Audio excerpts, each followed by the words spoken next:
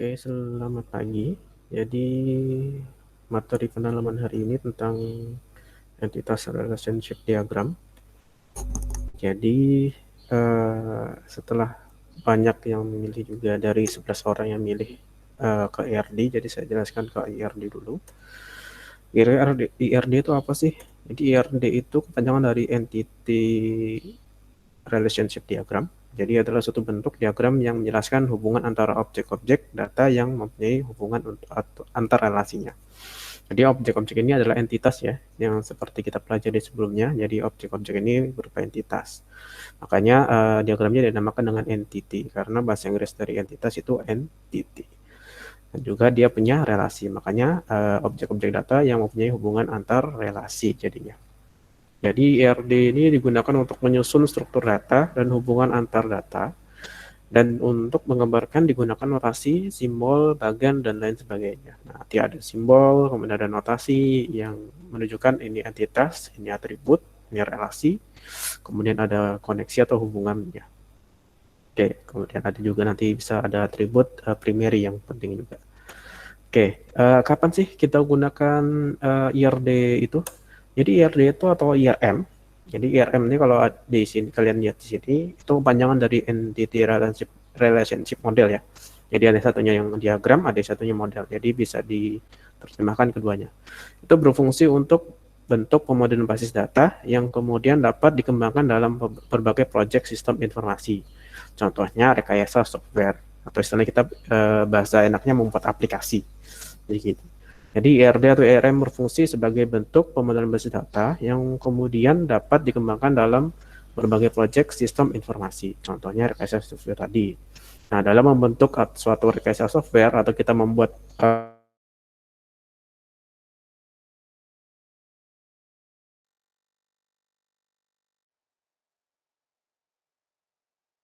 atau Entity Relationship Model. Ya, jadi konsep itu berupa IRD itu tadi yang jadi acuan kita untuk membangun aplikasi itu tadi. Jadi jika kita memanfaatkan IRD sebagai kerangka atau konsepnya atau konsep dasar dalam suatu sistem informasi. Nah, jadi IRD ini nanti buat kita sebagai konsepnya. Jadi ketika kita membuat aplikasi kita nggak bingung. Ini kira-kira bikin aplikasinya gimana? Oh, ini bikin aplikasinya bagaimana? Mulainya terus datanya bagaimana? Nah, itu kita perlu sebuah konsep atau kerangkanya. Nah, kita bisa menggunakan namanya IRD ini, gitu. Nah, kemudian simbol-simbol IRD apa aja? Sebenarnya banyak, cuma ini saya ambil yang sederhana dan juga yang penting saja. Nah, yang bisa kita gunakan nanti di praktek kita, jadi nanti nggak terlalu rumit. Jadi ini yang saya ambil yang banyak digunakan nantinya. Jadi yang paling umum yaitu persegi panjang. Jadi ini namanya entitas atau bahasa Inggrisnya entity tadi, yaitu suatu objek yang dapat diidentifikasi secara unik. Ya, jadi diingat, jadi entitas itu suatu objek yang dapat diidentifikasi secara unik. Itu namanya objek. Nah, objek itu bisa berupa apa? Bisa manusia, bisa benda, bisa juga kata kerja juga bisa. Itu bisa menyesuaikan dengan studi kasus. Jadi sebagai objek dan juga dia itu sifatnya unik. Nah, makanya tadi kan artinya dari IRD kan objek-objek yang selalu yang memiliki sebuah relasi. Jadi objek ini ya entitas itu. Nah, kemudian ada dengan relasi, karena kita mainnya entitas, jadi entity relationship, jadi adanya relasi juga yang diperlukan. Jadi relasi ini suatu hubungan antar entitas atau antar objek nanti yang saling berhubungan. Nah, kita menggunakan hubungannya itu dengan relasi. Tuh, nanti letaknya gimana nanti dipraktikkan di sini juga. Kemudian yang ketiga itu ada atribut. Atribut itu apa sih? Nah, karakteristik yang dimiliki suatu entitas atau objek tersebut. Nah, jadi objek ini kan sudah dapat nih, objeknya misalkan manusia atau orang lah. Orang itu sebuah objek. Kenapa sebuah objek? Karena dia kan unik. Kenapa unik? Dia punya nama kan. Nah, dia punya nama. Nah, nama ini yang dinamakan dengan atribut yang dimiliki objek itu. Orang itu punya nama. Kemudian orang itu punya misalkan ada KTP, ada nomor KTP-nya. Kemudian juga ada atribut misalkan dia punya jenis kelamin juga, yaitu ciri khas atau karakteristik dari objek itu sendiri. Dia punya tinggi badan, dia punya tanggal lahir, dia punya tempat lahir juga, alamat dan sebagainya. Jadi orang kan pasti punya, jadi itu. Oke, itu yang dinamakan dengan atribut. Kemudian juga ada namanya hubungan. Nah, ini kalau hubungan ini ya yang menghubungkan antara atribut sama atribut bisa, atau entitas ke relasi juga bisa, atau nanti relasinya ke entitas lainnya. Jadi hubungan antara entitas dengan atribut dan juga himpunan entitas dengan relasinya. Nah itu nanti ya. Jadi nanti dihubungkan dengan garis lurus itu aja. Dan tidak kalah penting ada namanya atribut primary key. Nah ini merupakan atribut yang unik yang memiliki nilai berbeda setiap barisnya. Jadi nilainya nggak boleh sama di setiap baris datanya. Jadi kalau kita misalkan input data, nah data di atasnya nggak boleh sama. Nah, yaitu apa? Nah, yaitu atribut yang unik, dipastikan beda. Contohnya, kalau punya data orang, nggak mungkin kita pakai objek unitnya atau primary key-nya atau uniknya itu di nama. Karena banyak juga nama itu yang sama. Contohnya nama Muhammad. Nama awalannya Muhammad kan pasti banyak yang pakai.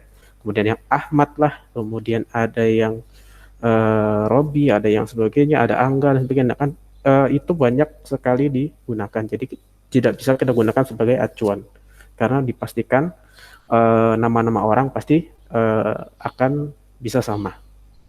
Nah, kemudian apa? Jenis kelamin nggak mungkin juga. Kalau kita input data jenis kelamin pasti sama. Ada yang laki-laki ya Pak, laki-laki ya, nanti ada lagi yang input kan namanya laki-laki. Tidak bisa juga alamat juga pasti ada yang sama. Misalkan ya ada pendataan yaitu orang tua kalian. Nah, atribut uniknya atau primary key-nya alamat kan sama. Jadi nggak bisa juga. Nah, ternyata yang cocok apa? Yaitu nomor KTP. Nomor KTP setiap orang berbeda. Nanti ketika orang setiap memasukkan data, pastinya nomor KTP-nya juga berbeda, nggak mungkin sama. Kalau sama berarti ada kesalahan data atau cacat data yang sehingga datanya tidak berubah. Itu. Jadi yang pastinya itu namanya nomor KTP sebagai primary key-nya. Kemudian juga ada atribut komposit. Nah, atribut komposit ini atribut yang dapat dipecah. Jadi ini contohnya langsung saya bikin di dalam keterangannya di sini. Jadi contohnya itu ada nama lengkap. Nah, nama lengkap itu kan bisa terdiri dari 3 atribut lagi. Ada nama depan, ada nama belakang, ada nama tengah. Atau juga bisa ada nama depan, ada nama belakang, ada nama panggilan. Nah, macam-macam kan. Nah, itu bisa dipecah atributnya. Jadi atribut yang penyusul, yang utamanya nama lengkap, nah, yang dibagi 3 ini, nah itu misalkan yang kirinya nama depan, yang tengahnya nama belakang, terus yang kanannya ini nama panggilan atau nama tengah juga bisa, menyesuaikan saja. Itu yang simbol-simbol dari ERD. Jadi saya harap kalian bisa paham di sini. Kemudian relasi dalam ERD itu apa aja? Jadi kemarin dulu sudah pernah saya bahas, ada one to many, atau many to one, kemudian ada juga many to many. Itu banyak, jadi bisa kalian baca ulang lagi pengertiannya itu seperti apa. Ini saya langsung contohkan saja. Contohnya seperti apa? Ini relasi. Nah, ini relasinya. Saya ambil dari buku kemarin juga. Nah, jauh-jauh. Nah, kalau dari pengertian pasti kalian nanti bingung. Nah, ini saya ambil contoh dari kasus aja supaya kalian bisa mempraktekannya nantinya. Contohnya itu one to one. Nah, ini one to one ini relasinya yang di samping ini contohnya satu presiden itu memimpin satu negara. Nggak mungkin di satu negara itu ada 2 presiden, atau sebaliknya di 2 negara itu, atau di satu negara itu memiliki 2 presiden, atau satu presiden itu menjabat di 2 negara, itu nggak mungkin. Jadi ada penghubungnya yaitu memimpin relasinya. Kemudian ada one to many atau many to one. Jadi bisa dibalik inilah. Jadi ini bisa dibalik. Jadi menyesuaikan aja kondisinya bagaimana. Entah many-nya di kiri atau di kanan, itu menyesuaikan saja. Tapi sama-sama purpose-nya atau tujuannya sama. Jadi ini contohnya di samping. Jadi bisa menggambarkan satu pimpinan memiliki banyak karyawan. Oke, untuk yang one to one itu contohnya bisa kalian cari sendiri lagi. Jadi kalau misalkan di sekolah ya satu kepala sekolah memiliki ya satu sekolah atau memimpin satu sekolah. Misalkan satu bupati ya memimpin satu kota gitu, atau satu kabupaten lah istilahnya. Misalkan itu. Kemudian juga kan banyak kalau one to one. Nah, kalau one to many ya contohnya kalau ini satu pimpinan, jadi satu pimpinan ketua itu memiliki banyak karyawan. Itu. Jadi satu pimpinan, many-nya itu ya banyak karyawan, dia yang punya, dia yang gaji, dia yang memperkerjakan, istilahnya bergiru, begitu ya. Jadi kata kerjanya menyesuaikan, bisa memiliki, memperkerjakan, atau juga menggaji. Nah itu relasinya kan banyak, jadi menyesuaikan aja. Dan itu pastinya relasinya pasti banyak. Kemudian contoh kasus lagi ya, kalau kita di lingkungan sekolah ya, satu guru ya Kak, mengajar banyak murid atau siswa gitu ya. Jadi contohnya di kelas itu seperti itu. Jadi kalian banyak di kelas, gurunya cuma satu atau satu wali kelas saja. Nah itu memiliki banyak siswa memiliki satu wali siswa atau satu wali kelas lah. Udah jadi satu wali kelas itu cuma punya banyak siswa, itu juga bisa hitungannya. Kemudian juga ada namanya many to many. Nah ini contoh di samping ini ada kalian sendiri sebagai siswa itu mempelajari banyak pelajaran, benar nggak? Jadi kalian punya banyak teman kalian banyak. Jadi nggak cuma kalian sendiri tapi banyak. Jadi satu sekolah itu disebut dengan banyak. Nah, kalian yang banyak ini juga itu mempelajari juga ilmu yang banyak kan. Ada matematika, bahasa Indonesia, ini contohnya ada basis data, kemudian ada yang lain sebagainya, ada bahasa Inggris dan sebagainya, ada IPA dan sebagainya. Nah, tentunya kan pelajarannya kan banyak. Jadi itu maksudnya banyak. Jadi kalau dibalik juga sama. Jadi banyak mata pelajaran juga itu dipelajari oleh siswa. Jadi diubah lagi relasinya. Kalau ini mau pelajari, nah kalau dibalik lagi jadi pelajaran itu dipelajari banyak siswa. Gitu ya. Ini bisa dibalik many to many gitu. Itu contohnya. Coba banyak kalau mau contohnya ya itu. Kemudian nah, contoh studi kasus langsung kita contohkan saja. Jadi kalian ingin praktek, otomatis saya praktekkan. Di sini slide-nya belum selesai, nanti saya lanjutkan langsung di live di sini. Nanti ini saya sistem rekam, jadi kalian yang nggak bisa join nanti akan saya simpan di entah itu nanti kalau hasilnya bagus bisa langsung saya upload di YouTube, ya langsung saya upload di YouTube. Nanti kalian tinggal tonton kalau ada kuotanya, kalau memang tidak ada ya nanti ya pakai yang berupa penjelasan slide presentasi yang sudah saya selesaikan itu. Nanti di akhir video ini atau di akhir slide ini nanti akan saya kasih tugas untuk 1 minggu ke depan. Kalian membuat IRD sederhana saja. Itu aja dari saya. Jadi semoga kalian bisa paham karena ini basic ya di basis data. Jadi saya tidak ingin kalau kalian di kelas 3 nanti ada pelajaran lagi basis data itu ada di dua tingkatan, nanti ada yang kelas 11 sama kelas 12. Nah, jadi saya pengennya di kelas 11 ini kalian sudah paham dasarnya dulu, yaitu bagaimana basis data itu apa, kemudian bagaimana kita membuat IRD-nya, nyusun entitas, atribut dan sebagainya. Nah, kemudian kita membuat basis datanya di MySQL, kemudian juga perintah-perintah dalam basis data SQL-nya. Jadi kalian bisa paham di situ. Tipe datanya juga nanti juga dipelajari bagaimana tipe datanya, maksud tipe data itu apa. Nah, itu di kelas 11 itu dasarnya aja dulu nggak apa-apa. Kalau saya jangan tercapai semua. Jadi semoga ini bisa nutut buat kalian. Ya semoga saja. Oke, lanjut lagi aja daripada kita ngobrol panjang. Ini lanjut ke studi kasus. Studi kasus seperti apa ini? Jadi dalam skenario ini pembuatan aplikasi kita perlu sebuah gambaran. Nah, jadi itu. Jadi kita kalau ingin membuat aplikasi itu kita perlu gambaran tadi atau konsepnya ya, yaitu menggunakan IRD. Nah, jadi ini ada kasusnya. Jadi misalkan Anda diminta membuat aplikasi pendaftaran ekskul sekolah. Terserah, entah itu pramuka, entah itu apa, dan sebagainya. Ini contoh aja yang umum semua. Jadi ada sistem yang menampung data pendaftaran mereka semua. Jadi dijadikan satu. Untuk lebih detailnya mau di satu-satu, nanti bisa kalian kembangkan sendiri deh. Nanti mau dibedakan sistemnya nanti usernya nanti ditambahin banyak. Jadi setiap ekskul itu ada usernya masing-masing. Juga saya persilahkan kalau mau dikembangkan. Lebih bagus lagi sih kalau kalian bisa mengembangkan dari gambaran ini. Itu saja, ini sederhana saja ya dari saya. Oke, jika Anda tanpa konsep Anda pasti akan kebingungan, pasti. Jadi ketika saya suruh kalian bikin aplikasi pendaftaran ekskul, bingung dah kalian. Ini bikinnya gimana ya? Pak Arif ini gimana maksudnya bikin aplikasinya. Nah, jadi kalian harus punya konsep dulu. Nah, itu kita gunakan IRD. Walaupun IRD ini hanya menggambarkan proses dari nanti itu alur datanya. Tapi dengan datanya sudah jelas, kalian akan gampang nanti merancang kode programnya. Itu. Walaupun nanti di sini saya ajarkan juga kita harus membuat alur dari aplikasinya juga. Oke. Nah, caranya seperti apa sih? Supaya kalian nggak bingung. Nah, ini kita bikin alur aplikasinya seperti apa nantinya. Nah, itu. Nanti kita bikin alur aplikasinya juga. Nah, IRD ini sebagai konsep dari gambaran bus data pada aplikasi, jadi Anda perlu merancang terlebih dahulu alur aplikasinya. Jadi alur aplikasinya seperti apa? Penggunaan aplikasinya seperti apa itu?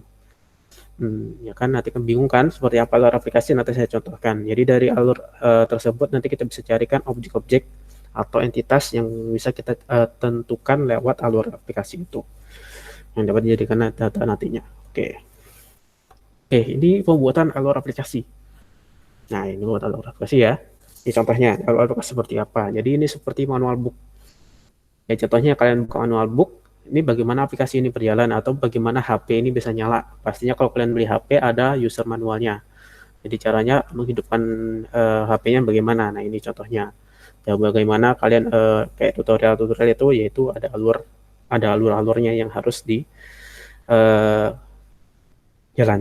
Nah, ini pertama-tama itu kalau kita bikin aplikasi pendaftaran, ini yang sederhana saja. Jadi user atau di sini user yang saya tentukan usernya itu berupa siswa ya. Jadi nanti user yang tukang daftarnya. Tuh. Jadi user membuka aplikasinya dulu. Nah, ini membuka aplikasinya dulu, kemudian user melakukan registrasi. Jadi ketika dia buka aplikasi, kemudian di situ ada tombol registrasi ya, dia pilih registrasi. Nah, setelah dia registrasi itu harus ngapain? Nah, itu dia akan ngisi form data diri dia sendiri. Jadi ketika kalian daftar, ya udah kalian bikin mengisi form pastinya kan. Jadi ketika kalian ya contohnya aja, alhamdulillah. Jadi contohnya ini kalau kalian daftar Excel pasti disuruh ngisi biodata diri kan. Nah, makanya step ketiganya kita mengisikan form data diri kita nantinya. Nah, kita isi tuh. Nah, data diri di aplikasinya jadi berbentuk form gitu. Dari nama lengkap, dari kalian kelas, alamatnya di mana, jenis kelamin, tempat tanggal lahir, alamat lah, nomor HP lah, kemudian juga ekskul mana yang kalian pilih, misalkan gitu kan di form data dirinya.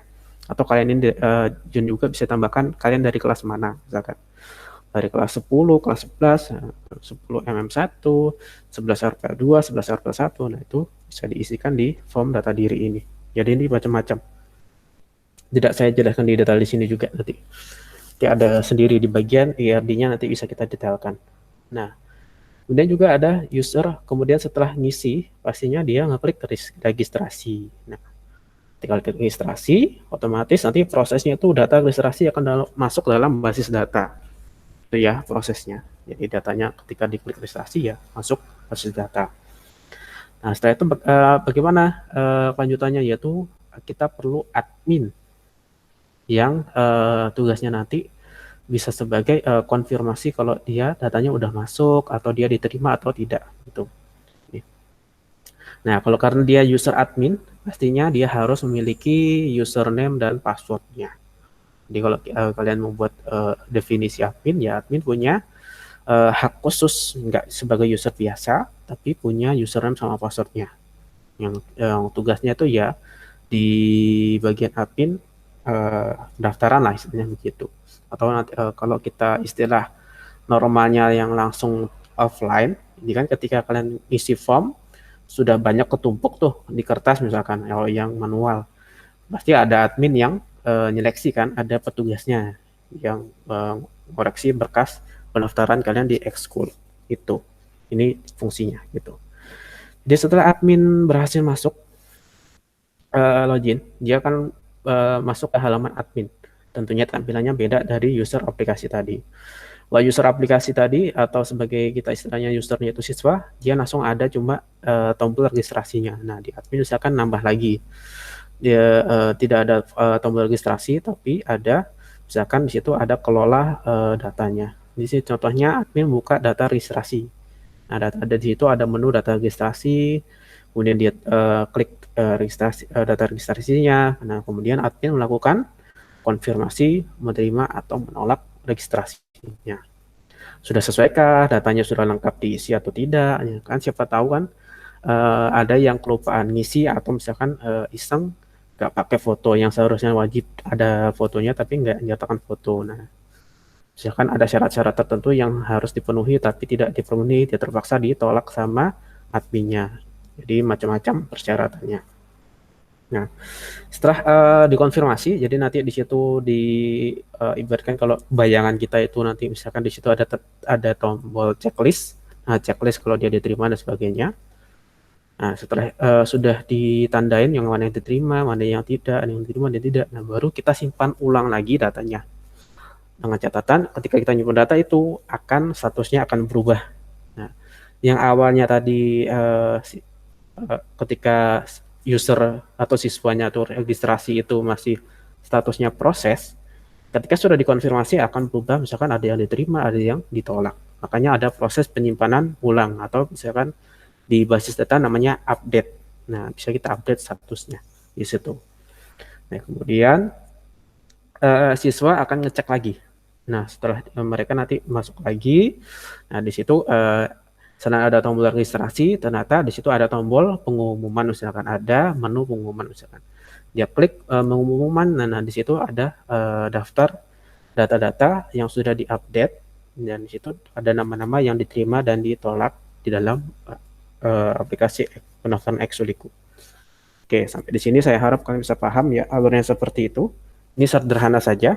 Jadi siswa nggak perlu login kalau di sini. Boleh kalau kalian tambahkan misalkan mau bikin aplikasi yang lebih kompleks lagi atau misalkan mau nambahin itu juga boleh. Jadi siswa perlu login dulu juga nggak apa-apa. Nanti dia login pakai NIS sama tanggal lahir. Kalau kayak kalian sekarang juga boleh. Silahkan. Oke. Nah, di sini habis. Jadi saya lanjutkan saja apa yang saya lakukan. Oke. Dua. Nah, setelah kita dapat alur aplikasi, kembali di pernyataan sini, nah kita dapat menentukan objek-objeknya dari alur aplikasinya. Nah, dari sini kita tentukan objek-objeknya. Oke. Biar lebih gampang, saya jadikan seperti ini dulu, kemudian saya tap lagi. Sini enak. Nah, step kedua, menentukan objek entitas. Entitasnya kira-kira apa aja? Atributnya. Ini jadi nanti ketika kita gambar itu sudah ada gambaran terlebih dahulu. Jadi nggak perlu nanti kerjanya jadi berurutan. Tuh. Oke, lanjut.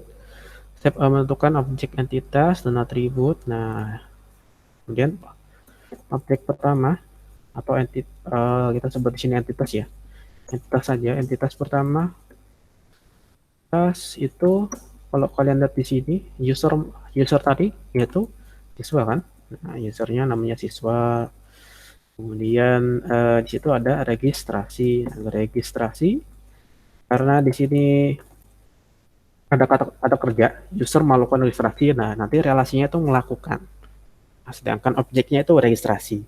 Kenapa objek ini registrasi? Karena dia ketika kita bentuk sebagai data atau kita contohkan yang lebih enak itu di manual deh, ke kertas. Nah, kertas kan bisa dijadikan objek. Nah, itu bisa dikategorikan kalau registrasi itu bentuknya form atau kertas itu.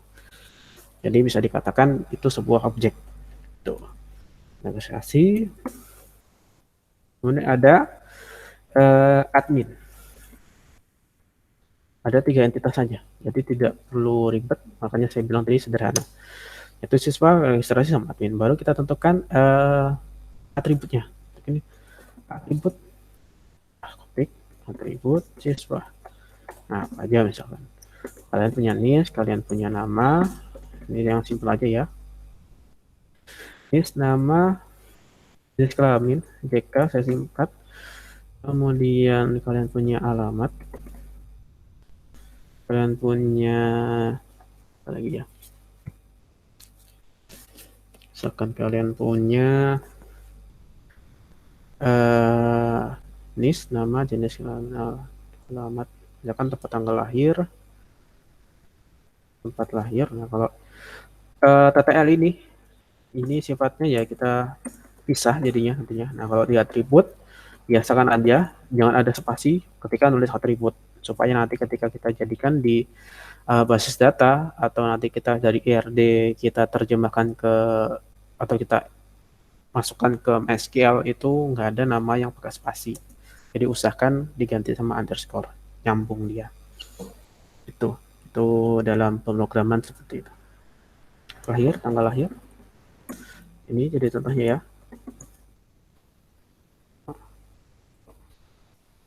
Kemudian atribut registrasi.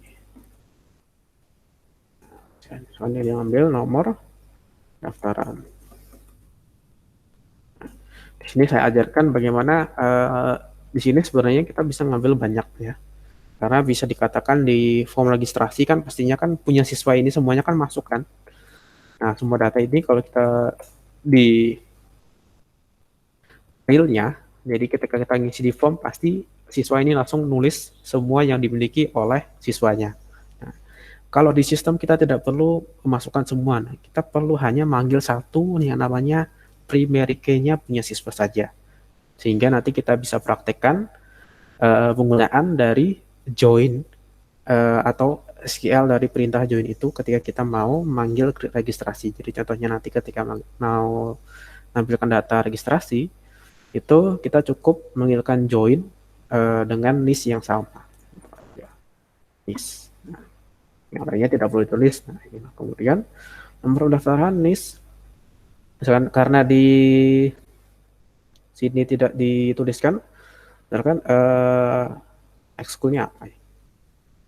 Ekskul yang dipilih apa? Kemudian terakhir adalah statusnya. Statusnya apa? Gitu ya. Contohnya lagi deh, tambahkan nama aja terakhir. Kelas. Ya. Entah terus kelas kelas 10 atau nanti langsung ditulis tulisannya juga nggak masalah jadi ya. Ini contoh aja. Jadi kecuali lebih spesifik misalkan ekskul SMK itu kan pasti kan 10 M1, 10 RPL, 10 PDP dan sebagainya kan. Kira-kira ini yang umum-umum aja. Ini contohnya juga di SMA sih lebih spesifiknya. Tuh jadi ini atributnya. Jadi nanti dia punya nomor pendaftarannya. Jadi kalau kita misalkan registrasi itu ada nomor unik atau misalkan ini primary key-nya nanti. Jadi ini nanti beda dengan yang lain. Itu nanti bisa kita isikan nomor 1, 2, 3 atau nanti bisa ditambahkan depannya itu R sebagai tanda dia registrasi atau no rec juga bisa menyesuaikan saja. Tapi lebih enaknya aja sih, jangan ya nomor rec ya, nomor registrasi.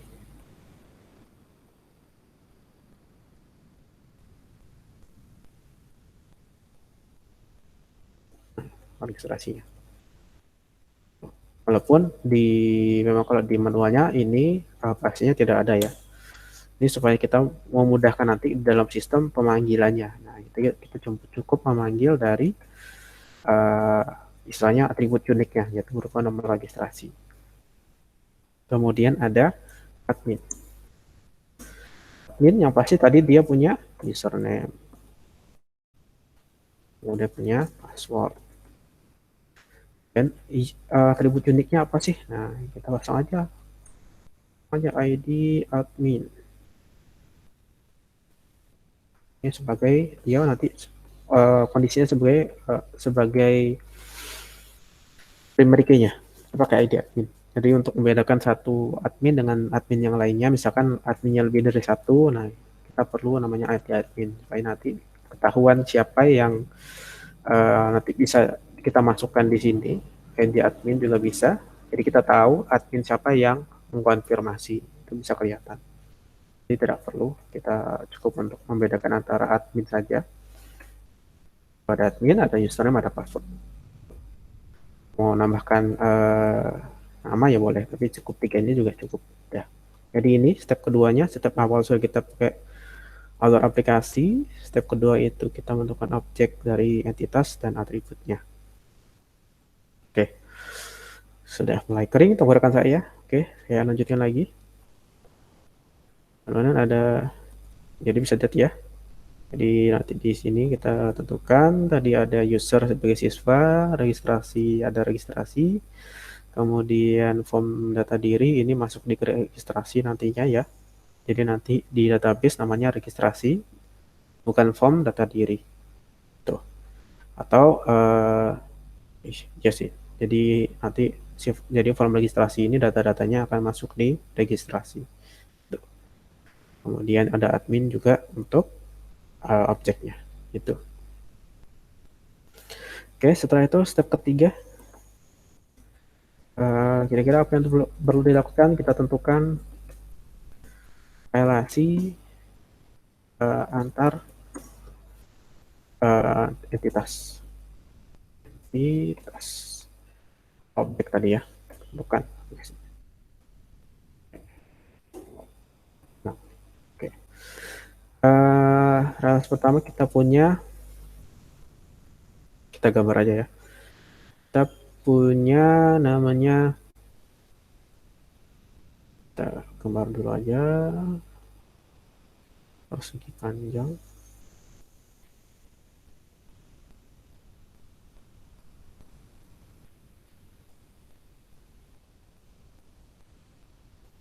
Oke, kemudian lagi relasinya.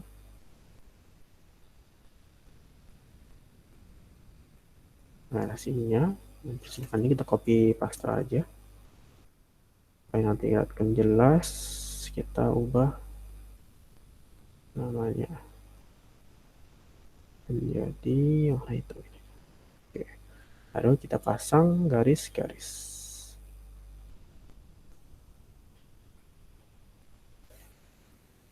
Sambungkan. Ini antar relasi, dua relasi dulu. Jadi untuk gambarnya nanti,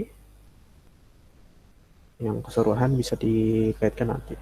Oke, ini warna biru bisa kita ganti juga warna hitam. Oke, kita keluarkan dulu. Oke, sudah. Oke, ini kita keluarkan dulu.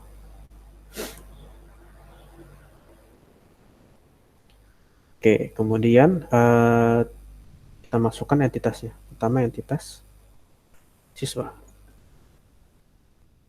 Relasinya yaitu melakukan. Ini regis,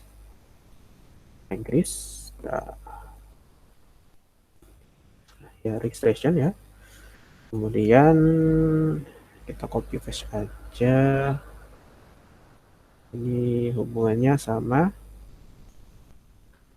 admin sama registrasinya tadi ya.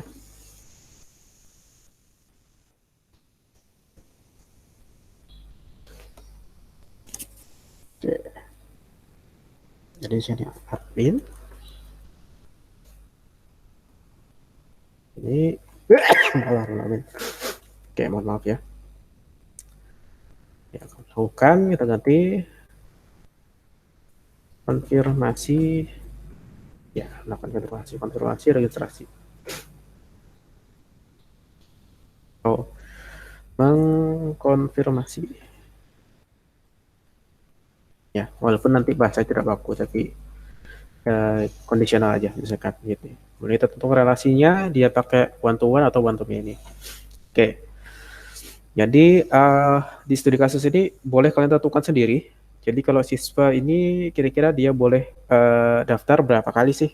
Kira-kira apa dia boleh daftar banyak, dia boleh daftar ketika mau daftar ekskul ini, oh saya mau masuk yang ini lagi, dia boleh daftar 2 ekskul atau 3 ekskul. Nah berarti kan satu siswa boleh daftar banyak ekskul, itu boleh.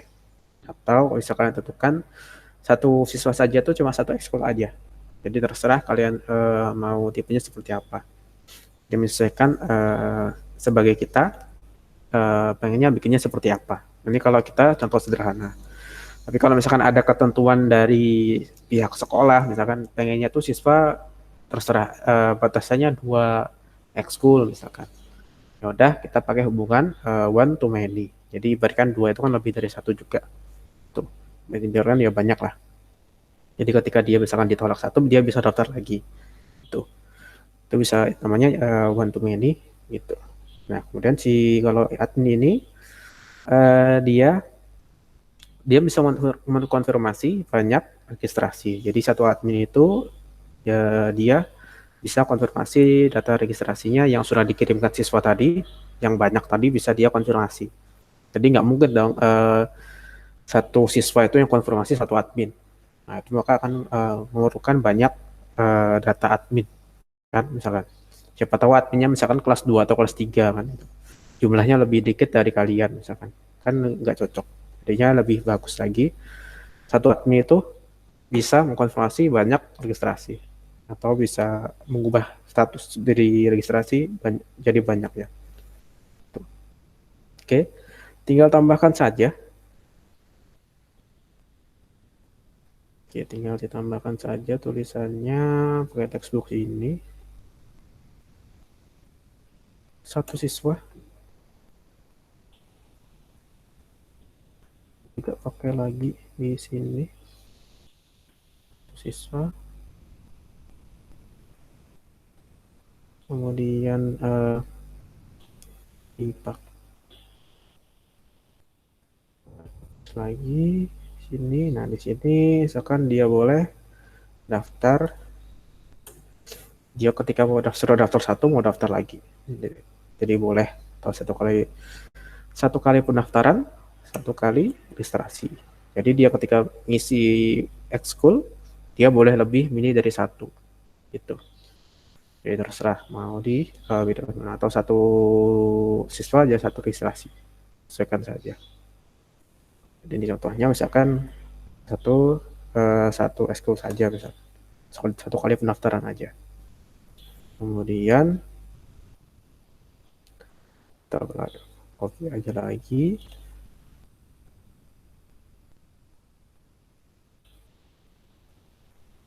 Ini banyak registrasi. Jadi satu ke n ini many ya.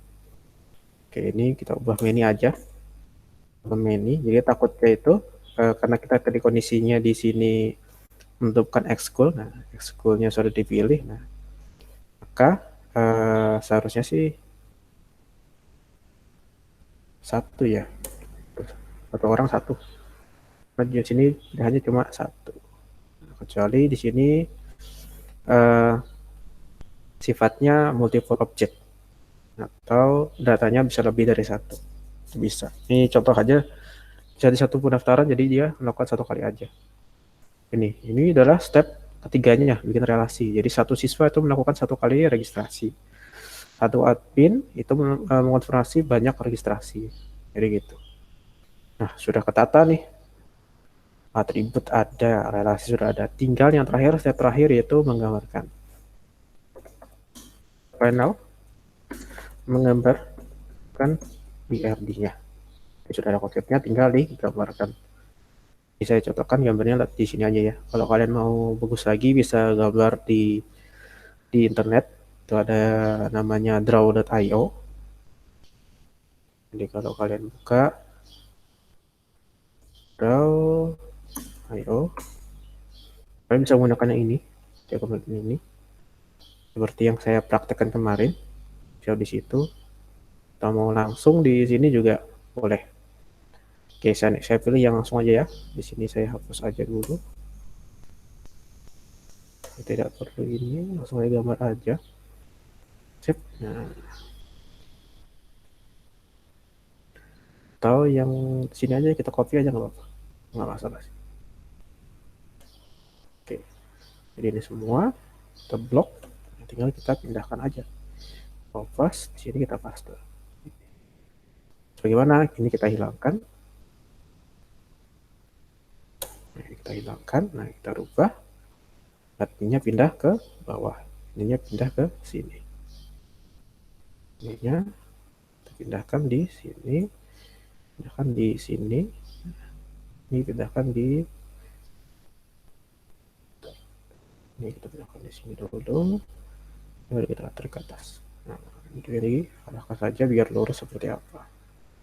Nah, ini. Satunya di admin. Oke, satunya di admin. Banyaknya ada di registrasi. Udah. Jadi tinggal dibuat atributnya saja. Itu yang digambarkan dengan bentuk oval. Ini saya akan copy paste lagi. Nah, misalkan yang bikin nggak muat kan begini. Jadi kita kecilin aja supaya nanti bisa ditaruh di sini samping-sampingnya.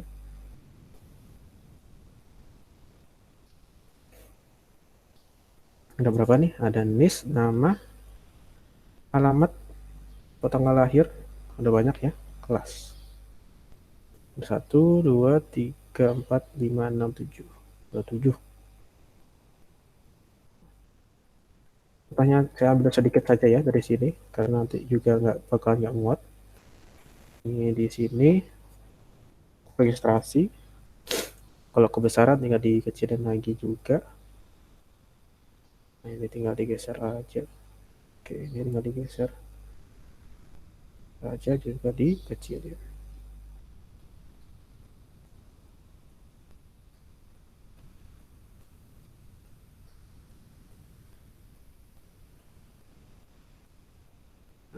Disesuaikan aja. Jadi ke registrasi tadi punya atribut ada 4 ya. Sorry. Ada 4. Ada 4. Yakin ada 3.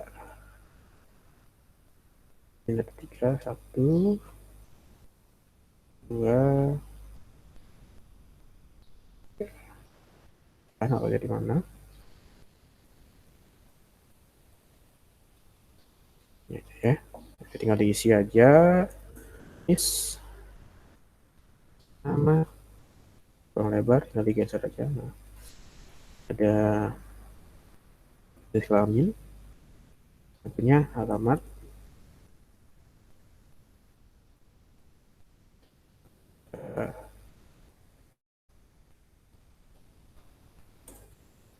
kelas,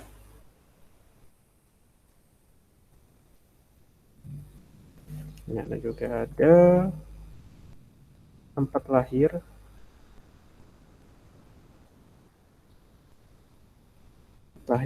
saya singkat aja, agak kepanjangan. Taruh di sini kan banyak kan di tanggal lahir.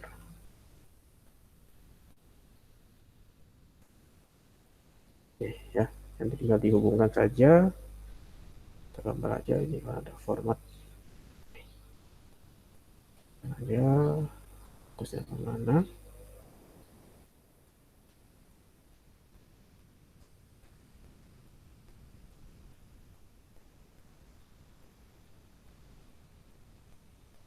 Nah, kemudian lagi ditambahkan lagi,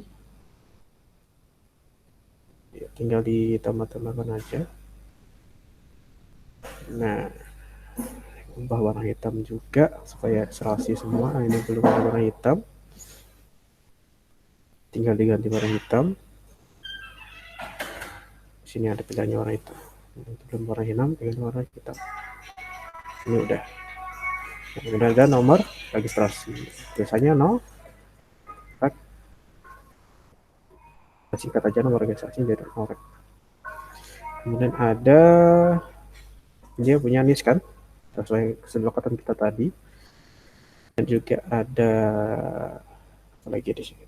Cek lagi ekskul yang dipilih kak. Ekskulnya apa? Juga ekstrakurikuler jadi ekskul aja. Terakhir ada status. Ya, jadi ada 4. Kalau mau tambah lagi bisa, yaitu tanggal registrasinya. Itu juga bisa dikatakan penting juga. Cuma kalau kalian mau menambahi ya silakan ditambahkan. Tapi ini saya contoh saja, tidak apa-apa kalau memang kurang. Tinggal ditambahkan connectionnya. Ini nambah sini, warna hitam, yang lagi sini, warna hitam. Sini. Oke, jadi warna hitam lagi. Nyambung lagi warna hitam. Ini ada ID admin.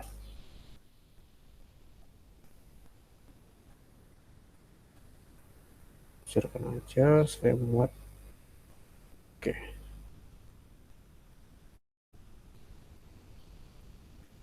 Ini agak besar ya. Terus saja mana. Lihat pun ada username.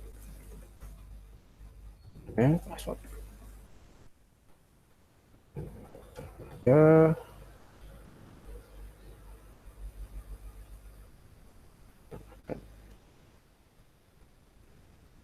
Oke, hitam.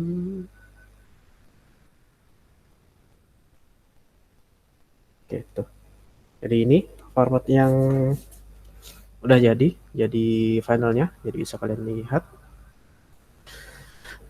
Sudah jadi ada entitas siswa, ada objek siswanya, ada relasi melakukan. Ini bisa kalian perbesar supaya AI-nya bisa masuk juga biar enak dibaca. Ini contoh aja. Nah, kemudian di sini ada mengkonfirmasi atau kita membuat admin mengkonfirmasi registrasinya. Jadi itu saya harap kalian bisa paham. Di sini relasinya juga tadi sudah kalian bentuk di step ketiga. Itu. Oke, ini yang bisa dihasilkan.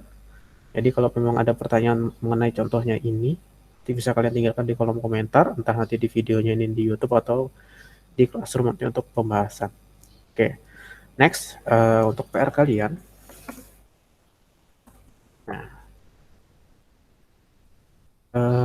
sekarang kalian buatlah IRD dari sistem, misalkan sistem yang gampang aja. Jadi cuma ada, entah nanti kalian pikir usernya terserah kalian mau ada cuma satu user atau dua user. Jadi yang maksudnya user sistem pendataan inventaris kelas. Seperti apa? Jadi bagaimana kita data inventaris kelas? Jadi kayak ada papan tulis ada berapa, kemudian bangku di situ ada berapa, kan isinya seperti itu. Itu termasuk, nah kayak bangku kayak itu, nah dia itu termasuk objek apa, entitasnya namanya apa. Jadi buatlah IRD dari sistem pendataan inventaris berdasarkan step yang sudah saya jelaskan sebelumnya. Jadi kalian baca step-stepnya. Jadi setelah di situ sudah kalian buat, nah jadi mulai dari kalian bikin alurnya seperti apa nanti, aplikasinya datanya bagaimana. Jadi misalkan kalian sebagai usernya langsung tidak perlu admin misalkan. Jadi kalian itu punya user atau siswanya itu punya user, kemudian nanti dia langsung masuk ke buka aplikasinya, nanti kemudian nanti masuk menu pendataan apa inventaris. Nah, kemudian klik tombol daftar tambah data inventaris misalkan begitu. Step-stepnya bagaimana? Terus setelah itu mengisikan form pendataan, kemudian ada klik simpan, kemudian gitu kan cari seperti apa gitu. Jadi nanti misalkan ada nanti di situnya sistemnya nanti bisa diubah kah, bisa dihapus kah, nah itu bisa kalian bikin prosesnya nanti, atau nanti biarkan mengolah data lah dari prosesnya. Jadi ketika user buka aplikasi, kemudian user masukkan data inventaris, atau user mengelola user data inventarisnya, itu kan termasuk bisa input, bisa menghapus, bisa mengubah. Itu di situ juga bisa menyesuaikan spesifikasi seperti apa. Itu saja dari saya. Semoga bermanfaat yang tentang materi pendalaman ini.